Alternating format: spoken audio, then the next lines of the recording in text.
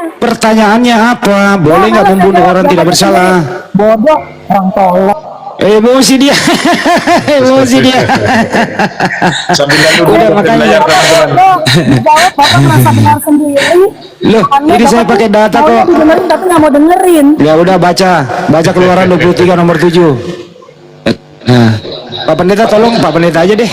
Nah, nggak usah Tata, Pak Yunus, Pendeta Yunus tolong baca Keluaran 23 nomor 7, Pak Pendeta. Boleh nggak membunuh orang tidak bersalah? Silakan Pak Pendeta. Ibu diam aja dulu, Bu. Ibu lagi dapat kayaknya nih. Marah-marah melulu. Bukan, Bapak lucu. Bapak Udah diam, iya saya lucu ya. Udah Ibu diam. Ibu diam.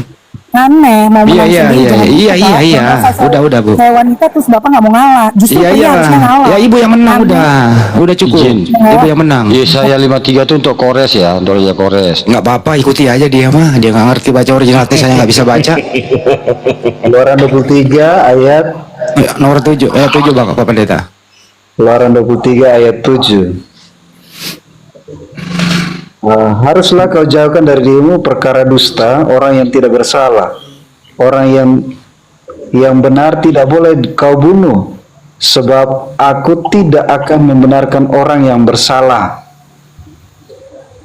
Oke. Yesus punya salah nggak Pak Pendeta? Tidak. Tidak punya. Yesus punya dosa nggak Pak Pendeta? Tidak. Layak nggak untuk dibunuh sesuai data? Nggak layak dibunuh, soalnya kita yang berdosa. Oke, nggak layak. Kalau begitu nggak layak, terus perintah siapa? Yesus dibunuh. Kehendak siapa? Kehendak Bapa, karena Nah ini, kasihnya kepada kita. kehendak Bapak nggak boleh bunuh orang tidak bersalah Pak Pendeta. Sayangku.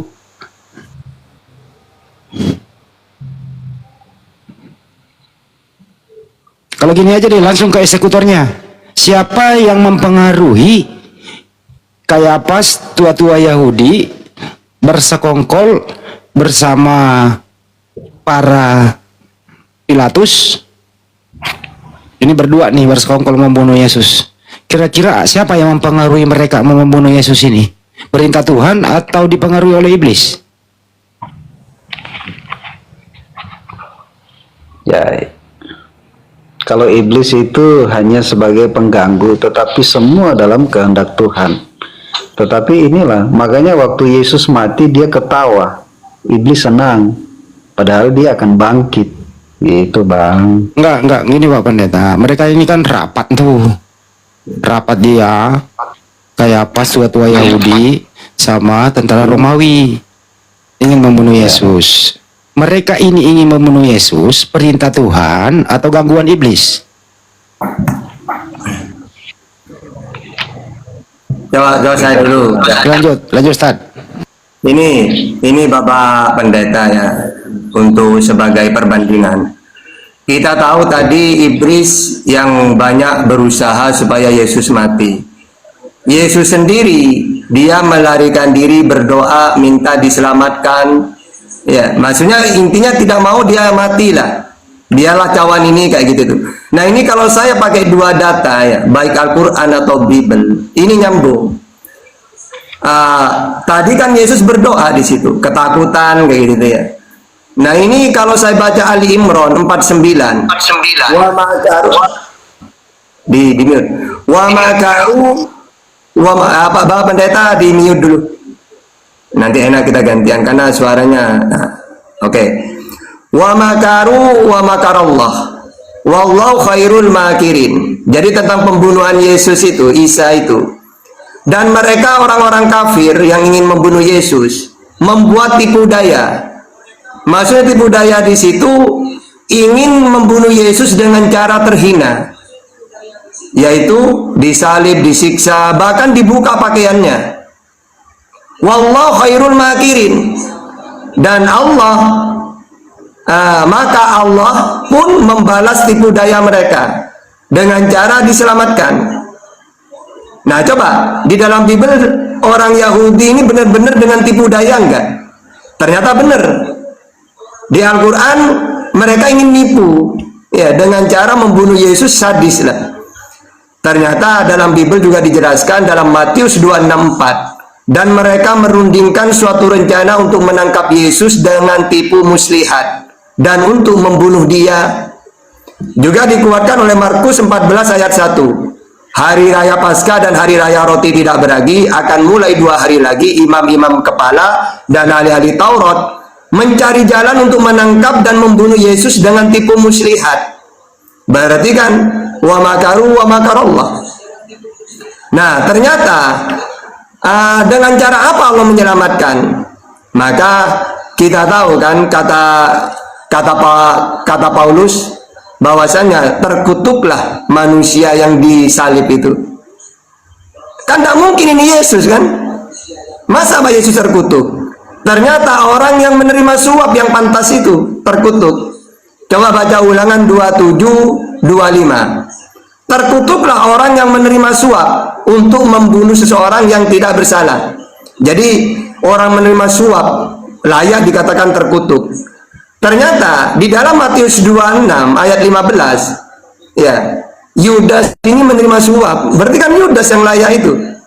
Ia berkata, apa yang hendak kamu berikan kepadaku, kata Yudas, supaya aku menyerahkan dia kepada kamu.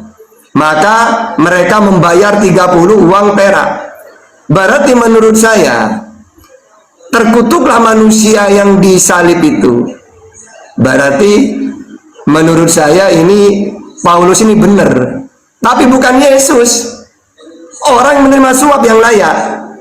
Nah, terus kita kembali lagi, ya.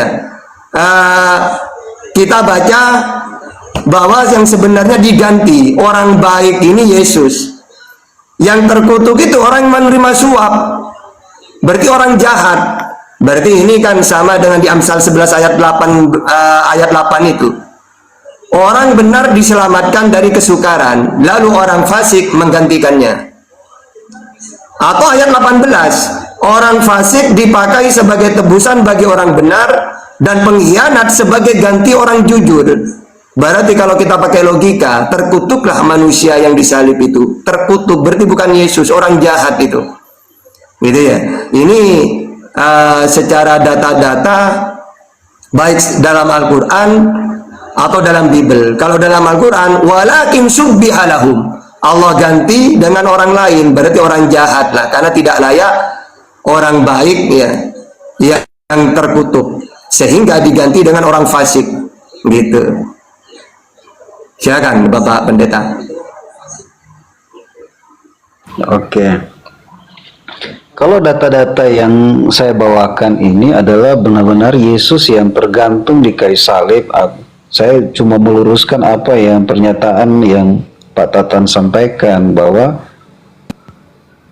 yang benar adalah memang orang yang di atas kayu salib adalah terkutuk. Makanya ada satu ayat katakan bahwa pemberitaan tentang kematian penyaliban adalah satu kebodohan, ya. Karena itulah kalau kita masih memberitakan tentang kematian Tuhan, maka ini adalah satu kebodohan bagi kami. Karena apa? Masa Tuhan mati, tapi bagi iman kami bahwa Yesus yang mati itu adalah benar-benar kitalah yang harus yang disalibkan karena dosa, karena Yesus tidak pernah membunuh, Yesus tidak pernah berkata kotor. Kita lah yang berkata kotor, kita yang ada pikiran kotor, kita yang punya hati yang kotor, perbuatan yang tidak jujur, apa segala macam, kita lah yang harus disalib. Nah, ini bahwa Yesus disalib itu adalah kehendak Bapa untuk supaya kita layak di hadapan Bapa. Karena tanpa itu kita tidak bisa masuk ke dalam kerajaan atau kehidupan kekal yang dimaksudkan oleh Allah sendiri. Itu Pak Tatan. Sekarang kita pakai data, apakah ada ajaran penebus dosa dengan darah manusia itu? Kalau ajaran samawi tidak ada, Bapak Pendeta. Ajaran samawi itu menebus dosa itu dengan taubat atau minimal kalau korban binatang yang halal itu. Jadi korban singa itu gak ada, karena singa itu tidak layak dikonsumsi atau disembelih, apalagi manusia.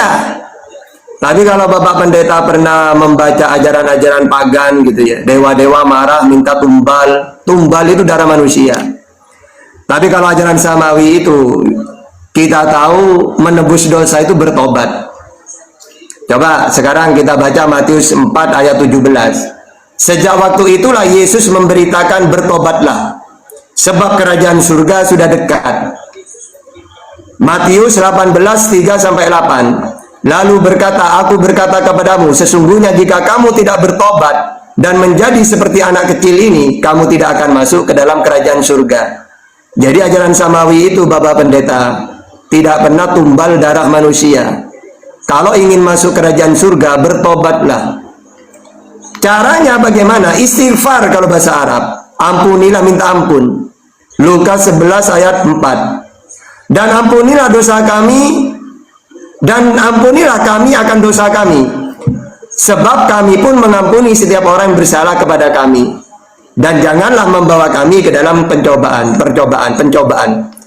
Begitu juga dalam perjanjian lama. Keluaran 34 ayat 9. Ini ajaran samawi ini.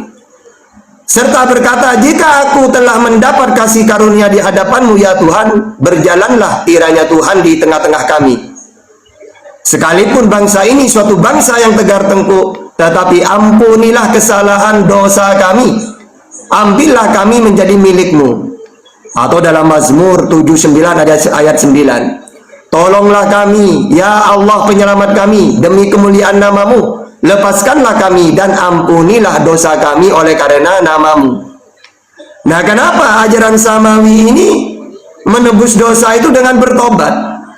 Karena memang Tuhan ingin membuktikan bahwa Tuhan itu adil, maha penerima tobat maaf. Mana datanya? 1 Yohanes 1 ayat 9.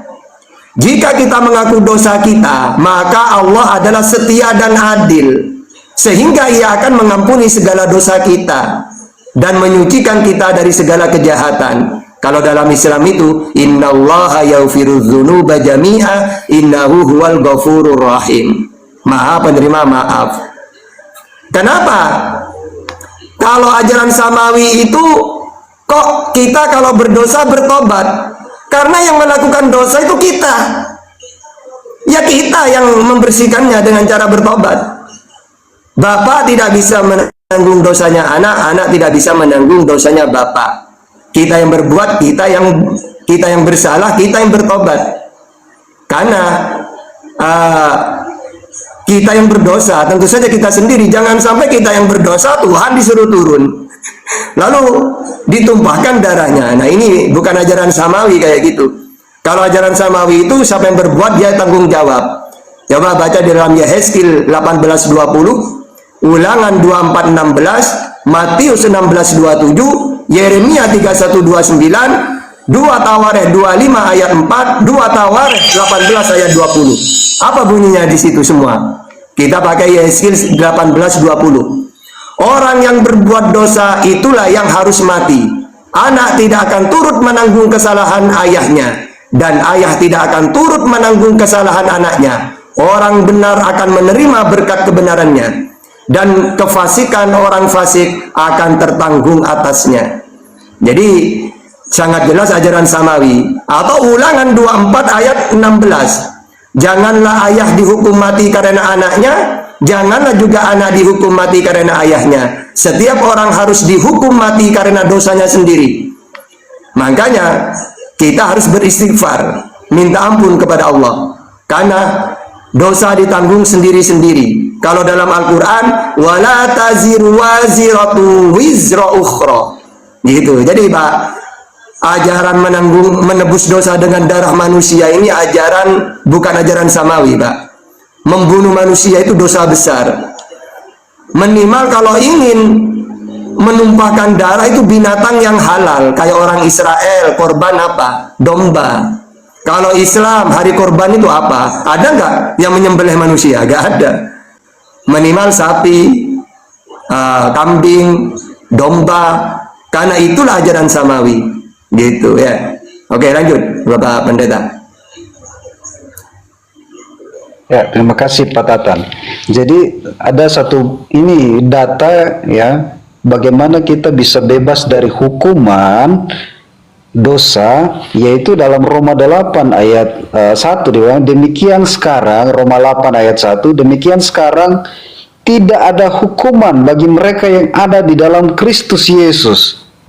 Terus ayat 33 dikatakan begini, siapa yang menggugat orang-orang pilihan Allah, yang membenarkan mereka, siapa yang akan menghukum mereka? Kristus Yesus yang telah mati, bahkan lebih lagi telah bangkit, yang juga duduk di sebelah kanan Allah, yang menjadi pembebasan bagi kita. Jadi Yesus ini membebaskan kita dari hukuman dosa. Nah, ada juga di ayat bagaimana Yesus itu mati bagi kita, dari terbebas dari hukuman. Ayat 1 Petrus 2 ayat 24, 1 Petrus 2 ayat 24, ia sendiri memikul dosa kita. Jadi dia mati di kayu salib, memikul dosa kita dalam tubuhnya di kayu salib.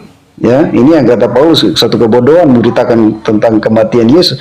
Tapi supaya kita yang telah mati terhadap dosa, setiap kita mati karena dosa, hidup oleh kebenaran, oleh bilur-bilurnya kamu telah sembuh. Nah, ini menjadi dasar iman bagaimana kita begitu yakin bahwa Yesus itu mati membebaskan kita dari hukuman dosa. Kita lah yang harus ditimpa oleh murka dosa, tetapi dia menyelamatkan. Makanya ayat 24 ini, Tuhan tidak menghukum kita di dalam dosa karena ada kematian Tuhan, ada darah Tuhan di dalam. Makanya kita ada perjamuan kudus ya, setiap sebulan satu kali untuk tubuh dan darah Yesus, ya, supaya kita memberitakan tentang keselamatan, kabar baik ini ke seluruh dunia. Makanya lewat bilur-bilurnya kita telah sembuh, ya. Makanya kenapa kita ayat 25, sebab dahulu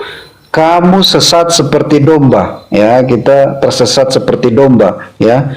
Tetapi sekarang kamu telah kembali kepada gembala pemelihara jiwa. Jadi Tuhanlah adalah gembala kita, Tuhanlah pemelihara jiwa kita, ya, yang sebenarnya kita yang dihukum, tapi dia menanggung dosa kita di kayu salib. Nah, itu yang saya mau luruskan dari apa yang Bang Tatan sampaikan. Terima kasih Bang Tatan. Ya, sebentar Ustaz Tata ya, saya promosiin channel Ustaz Tata dulu ya. Ya, bagi teman-teman yang menonton ada 1.800, ya silakan saya minta dukungan teman-teman untuk mensubscribe channelnya Ustaz Tata ya. Mohon untuk di subscribe, kemudian ditonton barang sejenak, entah 10 menit atau 20 menit, untuk kemudian memperlancar dari dakwah Ustaz Tata di dalam melaksanakan ajaran-ajaran agama Islam. Kemudian selamat malam Abuya, Ustadz Abuya. Ustadz Abuya, selamat malam Ustadz Abuya Strong. Ustadz Abuya Strong. Mohon untuk teman-teman yang ada di penonton, ada 1.800, Ustadz Abuya Strong ini akunnya akun baru, karena 2 akun kemarin yang sempat dijadikan sebagai pembuka komal, sebagai host, beliau tumbang semua. Ini adalah akun baru yang kemudian minta untuk di follow teman-teman. Jadi mohon ikhlasnya untuk memfollow dari Ustadz Abuya Strong ini, untuk kemudian melanjutkan dakwahnya di dalam membuka komal dan melaksanakan diskusi lintas agama secara santun dan teredukasi. Sambil lalu di follow-follow, silahkan dilanjutkan Ustadz Tata, tafadhol. Oke, jadi rata-rata penebusan dosa dengan darah manusia, terus mentuhankan Yesus, itu rata-rata pakai dalil Paulus, karena memang Paulus ini pernah hidup di luar Israel, berbaur dengan ajaran-ajaran pagan, dewa menjelma jadi manusia, kayak gitu. Nah, sehingga rata-rata orang Kristen pakai dalil dari Paulus, karena memang Paulus ini tahu banget tentang ajaran-ajaran pagan ini. Contohnya coba Bapak Pendeta baca Kisah Para Rasul 14 ayat 11. Ketika orang banyak melihat apa yang telah diperbuat Paulus, jadi Paulus itu juga punya mujizatnya. Ya, mereka itu berseru dalam bahasa Likaunia. Dewa-dewa telah turun ke tengah-tengah kita dalam rupa manusia. Coba. Ya, jadi ajaran Tuhan menjelma turun jadi manusia itu ajaran dewa-dewa. Makanya wajar kalau orang Kristen itu ketika membenarkan ketuhanan Yesus itu biasanya memakai apa yang disampaikan oleh Paulus.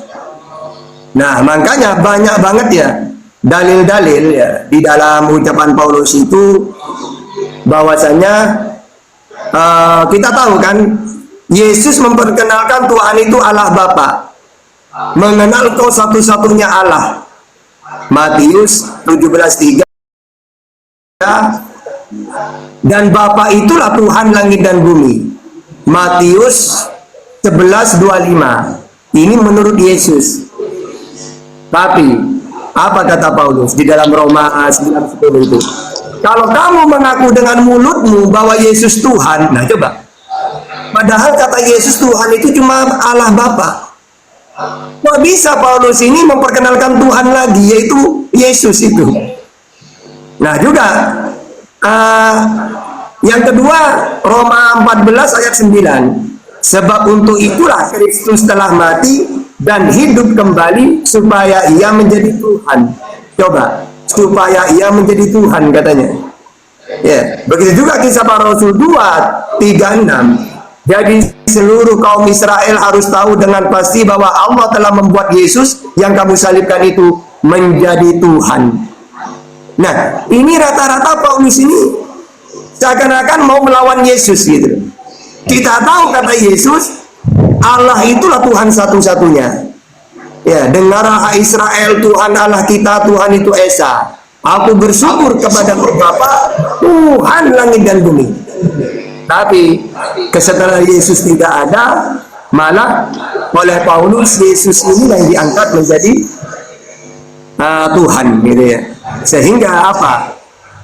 Makanya saya tidak heran kalau tadi Bapak Pendeta banyak mengatakan memakai dalil-dalilnya Paulus. Walaupun Paulus mengatakan, aku berkata bukan sebagai penyampai firman Tuhan, tapi sebagai orang yang bodoh, kayak gitu ya. Nah, jadi intinya bukan sebagai firman Tuhan dia. Yang penyampai firman Tuhan itu Yesus. Yohanes 12:50, aku mengatakan sebagaimana yang difirmankan oleh Allah kepadaku. Yohanes 17:8, sebab segala firman yang kau sampaikan kepadaku telah ku sampaikan kepada mereka. Jadi Yesus inilah penyampai firman Tuhan. Kalau Paulus tidak, gitu. Justru bertentangan dengan firman Tuhan. Gitu, silakan Bapak Pendeta.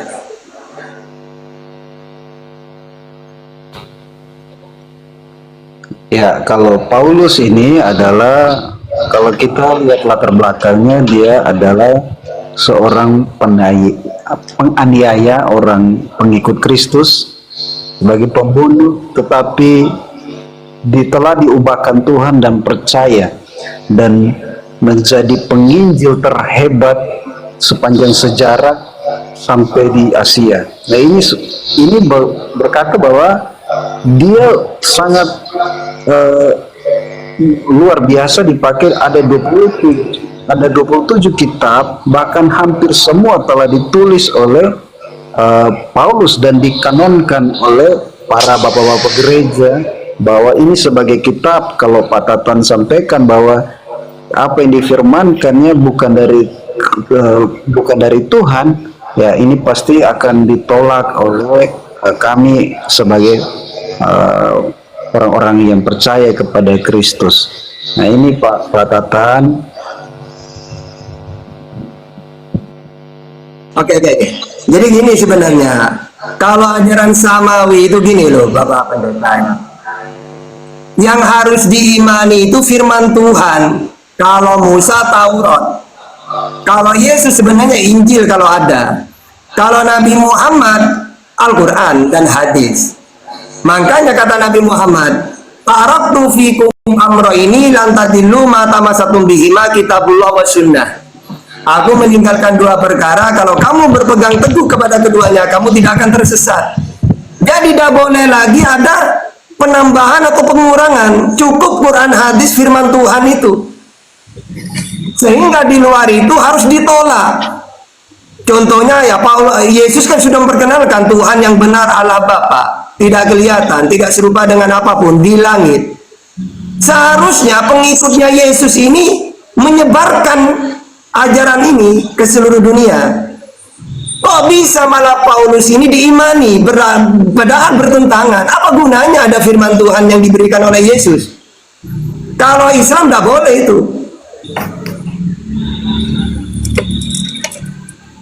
Nah, kalau dalam Islam nggak boleh di luar Quran dan hadis. Kalau ada orang memakai ajaran baru harus ditolak. Tapi ternyata kalau dalam Kristen banyak yang dilanggar firman Tuhan, yaitu Yesus. Ya, yang disampaikan oleh Yesus. Lalu ajaran-ajaran baru di luar Yesus, yaitu Paulus yang banyak merubah. Nah, kalau Islam harus ditolak kayak gitu. Apa gunanya Tuhan mengutus Nabi Muhammad? Wong sudah sempurna kok. Al-yauma akmaltu lakum dinakum wa atmamtu alaikum ni'mati wa raditu lakumul Islam madinah. Sudah sempurna. Sehingga kalau ada orang mentuhankan ini, mentuhankan Nabi Muhammad misalnya, pasti ditolak. Karena ajaran Nabi Muhammad tidak boleh ditambah, tidak boleh dikurangi. Gitu loh. Nah, kalau Kristen enggak, malah ketika mentuhankan Yesus ini pakai ajaran Paulus semua rata-rata. Sehingga ini tidak cocok dengan ajaran samawi. Seharusnya Paulus ini kalau dia pengikut Yesus, sebarkan ajaran Yesus itu, Tuhan yang benar, Allah yang tidak kelihatan. Si Tahta orang Cina ya, si Tahta ya. Si Tahta orang Cina ya. Nah, turun. Nah, oke. Nah, itu kan. Jadi apa ya? Seperti itu Bang, ini terakhir. Jadi seperti seharusnya Bapak Pendeta ini tirulah Islam itu. Islam tidak akan mengimani sesuatu yang bukan firman Tuhan. Gitu Bapak Pendeta ya. Silakan. Izin Pak Pendeta. Assalamualaikum warahmatullahi wabarakatuh. Para masyayikh, Masya Allah. Masya Allah. Lanjut Pak Pendeta, lanjut.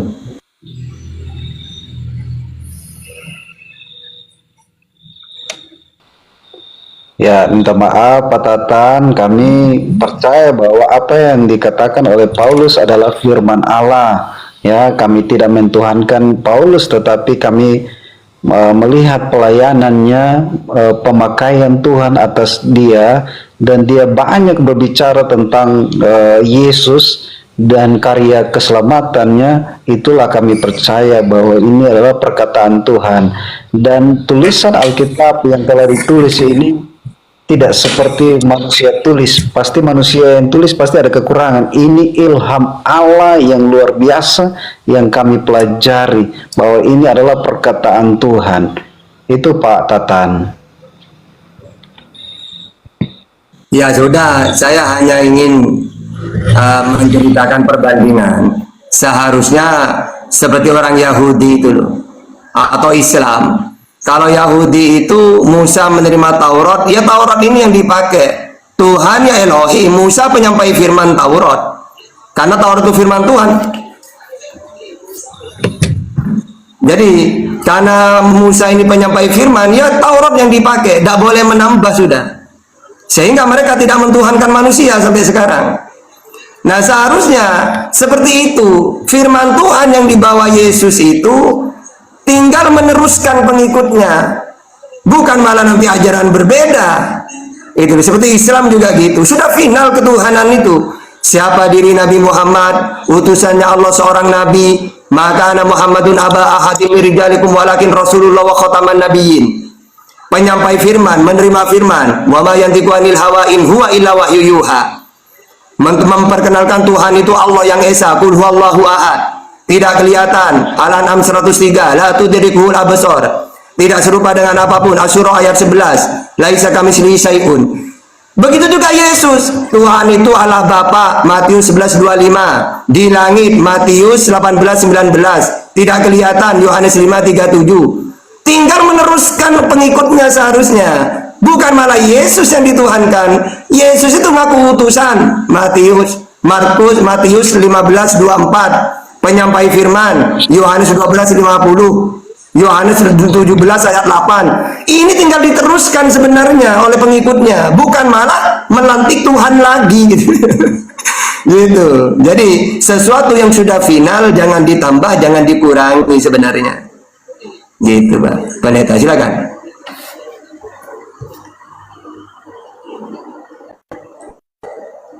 Ini tidak mengurangi atau tidak menambah, ini sudah final, ini perkataan Tuhan. Jadi kalau kita mau belajar lebih dalam lagi tentang bagaimana Tuhan sudah mengampuni, menanggung segala dosa kita, kita harus masuk ke dalam kelahiran baru, ya. Kelahiran baru ini menjadi kita secara rohani, lahir secara jasmani, lahir secara rohani, kita lahir baru, kita diubahkan. Makanya percakapan Yesus dengan Nikodemus, engkau harus dilahirkan. Pada dia seorang ahli Taurat. Tetapi ini penting karena sampai kapanpun kita tidak akan mengerti apa yang dibawakan Tuhan, apa yang difirmankan Tuhan, perkataan Tuhan yang luar biasa, yang begitu dalam dan penuh makna. Kita tidak akan dapat mengerti kalau kita tidak dilahirkan secara roh.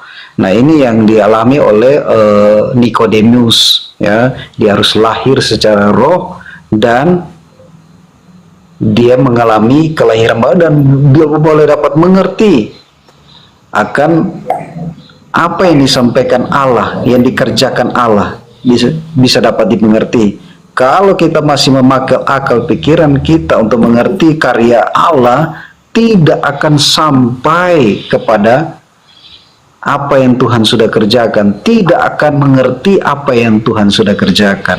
Nah, ini kalau kita memakai akal pikiran kita untuk mengerti karya Tuhan, tidak akan.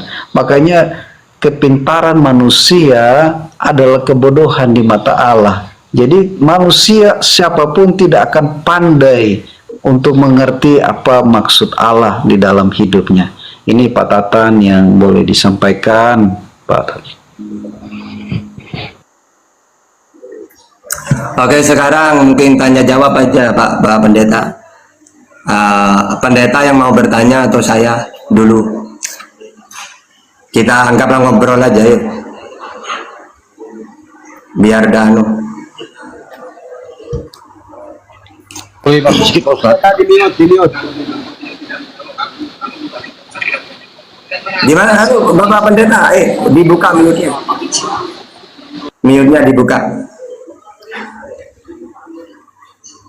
Oh iya, kita sudah cukup lama Pak Tatan, jadi sudah lama lagi kita mau istirahat. Oh iya, ya. Aku boleh sedikit Mohon maaf Maaf, kalau Ustaz. ada kata-kata yang salah. Pak Pendeta. Ya, Boleh sedikit Pak Ustaz. Tunggu dulu Bang Mantan, takutnya. Iya. Silakan Bapak Pendeta, apa mau disampaikan? Habis ini Bang Mantan ini mau ngomong habis ini. Setelah itu kalau mau istirahat tidak apa-apa, keluar apa-apa habis ini. ya, terima kasih komunikasi yang baik dengan Pak Tatan, Pak Ustadz ya, Pak Ustadz Tatan luar biasa. Komunikasi kita juga belajar banyak dari Pak Tatan, ya. Dan ya, saya bersyukur komunikasi ini baik dengan Pak Tatan. Ya, kita akan bertemu kembali. Mohon maaf kalau ada kata-kata yang salah, menyinggung. Mohon maaf Pak Tatan. Dan semua kita ditonton banyak ini Pak Tatan. Bahkan tadi kita lihat sampai 1.800. Kita sementara mendidik umat juga dari Pak Tatan. Saya juga mungkin juga ada tonton teman-teman Kristen, ya. Terima kasih Pak Tatan, hormat dari saya, terima kasih waktunya. Ya sama-sama Pak Pendeta, saya juga minta maaf ya. Ya, silakan mau apa Bang Mantan? Kalau mau ngomong. Iya, sedikit pesan buat Pak Pendeta. Boleh Pak Pendeta ya, terakhir ya. Ini kan menurut iman Kristen kan Yesus disalib untuk menyelamatkan dosa manusia. Betul ya Pak Pendeta ya? Ya. Nah, ini kan dipercaya dia Tuhan. Kalau dia Tuhan, Pak, kenapa mesti Tuhan yang disalib, Pak? Kan Tuhan Maha Kuasa, Pak. Kenapa tidak langsung diampuni aja, Pak? Seperti Yesus mengatakan kepada perempuan Samaria, dosamu telah diampuni. Bahkan seorang wanita Maria Magdalena yang pesundal itu, tanpa Yesus ditebus itu, kan sudah duluan ke surga mereka. Juga kalau kita ingat ya, Melkisedek dan Henok dan lain-lain juga sudah duluan ke surga tanpa ditebusin melalui darah Yesus. Itu bagaimana Pak? Ya. Kan Tuhan Maha Kuasa, tinggal Tuhan simsalabim atau kun fayakun Islam kan, tinggal dosamu kuampuni gitu. Kenapa mesti ada tradisi yang diimani sebagai penebus dosa itu? Tadi kita sudah baca tentang bagaimana kita dibebas dari yang sebenarnya penghukuman itu bayarnya mahal ya, Pak Mantan. Hukuman itu bayar mahal ya, kematian itu bayarnya mahal. Jadi untuk mahalnya ini dia harus bayar dengan darah ya. Makanya tadi kita sudah bahas tentang bagaimana Roma 1, bagaimana kita bebas dari hukuman dosa, Roma 8 ayat 1 dan ayat 33, bagaimana kita boleh bebas dari hukuman dosa ini yang luar biasa, yaitu Roma 1, saya bacakan kembali. Demikianlah sekarang tidak ada penghukuman bagi mereka yang di dalam Kristus Yesus. Kalau ayat 33 dikatakan begini, siapa yang akan menggugat orang pilihan Allah, yang membenarkan siapa yang akan menghukum mereka? Kristus telah mati, bahkan lebih lagi telah bangkit dan duduk di sebelah kanan Allah, menjadi pembela bagi kita. Ya, jadi kita yang harus dihukum, tapi Kristus yang adalah anak Allah, dia menjadi pembela kita. Ya, siapa yang akan memisahkan kita dari kasih Kristus, penindasan atau itu seterusnya. Tetapi ada satu ayat lagi yang bagaimana 1 Petrus 2 ayat 24, bagaimana dia menanggung dosa kita. 1 Petrus 2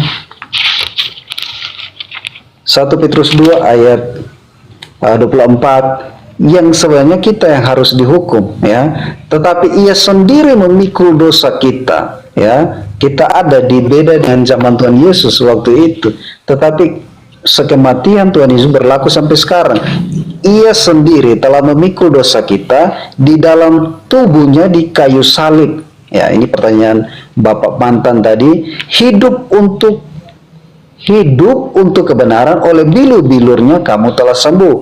Sebab dahulu sesat, ya, kita tersesat dengan hidup kita tidak mengenal mungkin dengan Tuhan yang kita kenal, tetapi kita sudah tersesat. Ia sendiri yang memikul dosa kita supaya semua orang yang percaya kepadanya tidak binasa.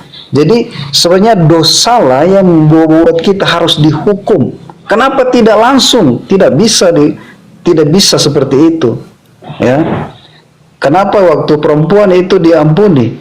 Karena iman dia. Karena imannya, dosanya sudah diampuni. Ya. Iman engkau yang menyelamatkan engkau. Ya. Jadi iman dia kepada Tuhan, itu yang yang menyelamatkan dia dari hukuman dosa. Makanya dikatakan ia sendiri yang memikul dosa kita di atas tubuh di kayu salib, supaya kita yang telah mati terhadap dosa hidup untuk kebenaran. Oleh bilu-bilurnya kamu sembuh. Jadi ini Pak Mantan yang saya hormati, mohon maaf kalau ada kurang-kurang. Izin Pak, satu lagi Pak. Ini ayat Paulus yang bawa-bawa, kami bertolak belakang dengan perkataan Yesus. Bapak ingat Matius 9:13, apa kata Yesus? Jadi pergilah dan pelajari arti firman ini. Yang ku kehendaki ialah belas kasihan dan bukan persembahan. Bertolak belakang Pak dengan perkataan Yesus, bukan persembahan. Bagaimana itu Pak? Di mana Pak? Izin Pak. Matius 9:13. Matius 9. Jadi kontrafiksi apa dengan tulisan Paulus? Oh, Yesus membangun mengikuti orang itu bersama-sama dengan murid-muridnya. Ayat 19, Matius 9 ayat 19. 13 Pak, Matius 9:13 Pak. Matius 9:13. Jadi pergilah, pelajarilah firman ini, yang kuhendaki ialah belas kasihan, bukan persembahan. Persembahan. Karena aku datang bukan untuk memanggil orang benar, melainkan orang berdosa. Ya. Apakah penebusan dosa itu bukan persembahan, apa menurut Bapak? Ini sesuai dengan imamat 1:2, imamat 56, imamat 18 ayat 20. Artinya tidak boleh persembahan. Iya, persembahan yang dimaksudkan ini yang dilakukan oleh para Taurat. Mereka harus Apakah menurut Bapak itu bukan persembahan? Penebusan dosa itu dengan ganti sama manusia? Persembahan penebusan dosa. Gini Pak Mantan. Jadi untuk menebus dosa, waktu Yesus masih ada sebelum dia mati, mereka masih memakai anak domba, lembu, merpati sebagai untuk penebusan, persembahan sebagai penebusan dosa. Nah itu Pak Mantan. Jadi untuk mengerti ayat ini adalah persembahan adalah ini darah anak domba, itu Pak Mantan. Ini ayatnya saling kontradiksi loh Pak. Kalau kita baca lagi Pak di 1 Korintus 15:26, musuh yang terakhir yang dibinasakan ialah maut. Kalau Yesus mati berarti dia kalah dong. Ya, gini Pak Mantan, makanya ia telah menang dari maut. Ya, ada ayatnya. Nanti mungkin Apakah dia telah mati 3 menang hari itu? dari maut. Dia turun ke alam maut. Makanya waktu Yesus mati dia turun ke alam maut karena mereka yang dahulu Yesus belum mengenal Yesus, dia turun ke alam maut dan di situ dia menginjil, ya, beritakan bagi mereka yang belum percaya kepada Tuhan, mereka diselamatkan. Jadi ada kematian yang sebelum Yesus itu juga ada penginjilan di dalam. Yesus turun ke alam maut dan membebaskan mereka. Berarti Yesus yang mati 3 hari itu bukan maut Pak ya, bukan mati ya? Dia tidak mati secara makanya dia akan bangkit. Dia mati itu waktu dia turun ke alam maut itu. Itu Bang Mantan. Ini bertolak belakang dengan nubuatan Nabi Yunus loh Pak. Yunus 3 hari 3 malam di perut ikan nggak mati Pak. Padahal itu nubuatan dari ucapan Yesus sendiri. Iya. Dia tidak mati. Iya, Yesus mati 3 hari. Menurut email Kristen. Jadi fisiknya mati, tapi roh Allah atau rohnya Allah tidak mati. Begitu Bang. Luar biasa Pak Pendeta nih. Ya, Alhamdulillah. Assalamualaikum Terima kasih buat, mohon maaf pada salah kata. Senang bisa bertemu semua. Terima kasih. Siap Pak Yunus, terima kasih ya atas atensinya dan partisipasinya, sudah berdiskusi dengan baik, santun, tidak ada hujatan. Pak Pendeta? Ini sudah sudah dari tadi Pak Kardi. Waduh. Ada Bang Hendi tadi di sini juga gitu kan. Saya takut itu manggil nama saya jadi Pak Setan, takut gitu. Pak Bentang. jadi 3 hari gak mati itu gak maut. Kayak mau ngomong Pak Setan gitu, saya takut. Silakan Ustadz Abu ya. Monitor, silakan dipromosiin akunnya Ustadz Abu ya. Karena dua-duanya kemarin sudah tumbang ya. Ada, jazakallah. Ibantillah ya. Ini akun ketiga baru buat semalam karena akun dua-duanya tumbang seminggu belum bangkit ya. Jadi bantu di follow Ivan.